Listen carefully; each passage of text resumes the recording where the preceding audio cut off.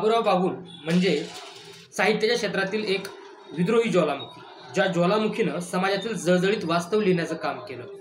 ज्यावेळी अनेक साहित्यिक प्रेमभावना आणि कल्पनाविलासात रमलेले असताना बाबूराव बागुलांनी मात्र समाजव्यवस्थेचं सत्य रेखाटन केलं, समाजाला सत्याचा आरसा दाखवला। ज्या समाजव्यवस्थेने हजारो वर्ष दलित, शोषित, पीडित, वंचितांना उपेक्षित ठेवलं, त्यांच्यावर अन्याय अत्याचार केले, त्या समाजव्यवस्थेला जाब विचारण्याचं काम बाबूराव बागुलांच्या लेखणीने केलं। झोपडपट्टीतील असो, दलितांच्या वस्तीतील असो किंवा उपेक्षितांच्या वस्तीतील असो, अशा वस्तीतील किंचाळ्यांना त्यांनी अस्त्र बनवलं। जिथं जात व्यवस्था आहे तिथं त्या जात व्यवस्थेला आपल्या शब्दबाणातून त्यांनी फोडून काढलं।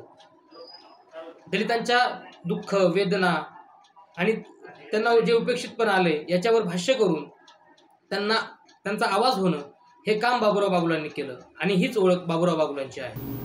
वेदाआधी तू होतास, वेदांच्याही वेदाआधी तू होतास असे सांगत इथल्या वैदिक परंपरेला ठोसपणे नकार देणाऱ्या बाबूराव बागुलांचं साहित्य हे खरं तर क्रांतिदर्शी साहित्य आहे। मराठी साहित्यामध्ये बाबूराव बागुलांचा ज्या पद्धतीनं सन्मान व्हायला होता तो सन्मान झालेला दिसत नाही। खरं तर त्यांची जेव्हा मी जात चोरली किंवा मरण स्वस्त होत आहे या कथांनी मराठी साहित्य विश्वामध्ये स्वतःची एक वेगळी ओळख निर्माण केली आहे।